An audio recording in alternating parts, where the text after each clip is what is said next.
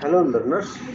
चलिए आज के इस वीडियो में हम एक एक्सेल का टास्क परफॉर्म करेंगे जहां मैं ये चाहता हूं कि आपकी एक ड्रॉप डाउन को चूज करने पे उसके कोरस्पॉन्डिंग ऑप्शंस दूसरे ड्रॉप डाउन में विजिबल हों, दिखें।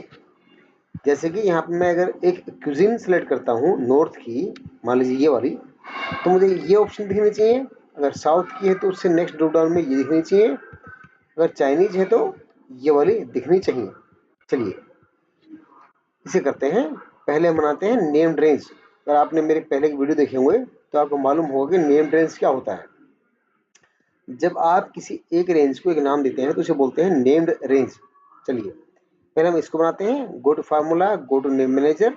यहाँ पे नेम मैनेजर के पास में एक ऑप्शन है क्रिएट फ्रॉम सिलेक्शन। देखिए अभी टॉप रो में आपका नाम है, नीचे वैल्यू है, तो आपने चूज किया है इसको टॉप रो।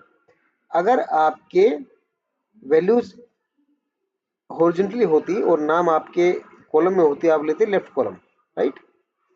चलिए फिलहाल हम ये लेंगे सीट। ओके, यहाँ जाइए, ये रेंज चूज कीजिए और उसके बाद आप फिर से create from selection.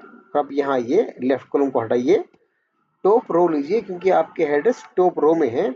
Seat okay. इससे हुआ क्या है वो देखिए। नेम मैनेजर में आपके कुछ नाम क्रिएट हुए हैं, सपोज चाइनीज। तो आप क्लिक करेंगे पाएंगे चाइनीज इसको बोला जा रहा है, राइट। इसी तरह से आपका एक क्यूजीन बना है। क्यूजीन जो है आपका ये वाला है, राइट। चलिए अब बनाते हैं ड्रॉप डाउन।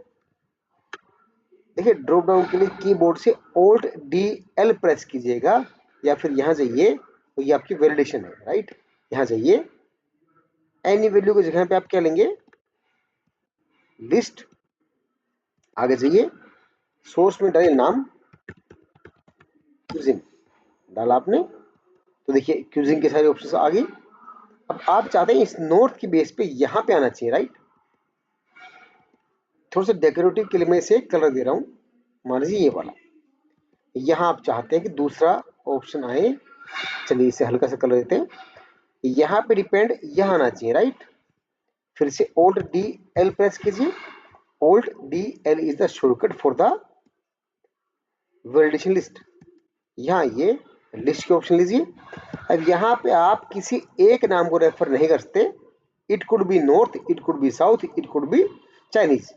तो that will depend on the input in the shell A2 और A3 और A4 और A5, राइट, मीन्स ए कॉलम। चलिए एक फंक्शन आते हैं इनडायरेक्ट। ये भी आपने मेरे पहले वीडियो से देखा होगा। इनडायरेक्ट फंक्शन क्या करता है, आपकी एक टेक्स्ट के कोरस्पॉन्डिंग एड्रेस पिक करता है। देखिए A2 में क्या है, टेक्स्ट आपका नॉर्थ, और north actually indirectly referring to this range, तो ये इसको अपने आप पिक कर लेगा।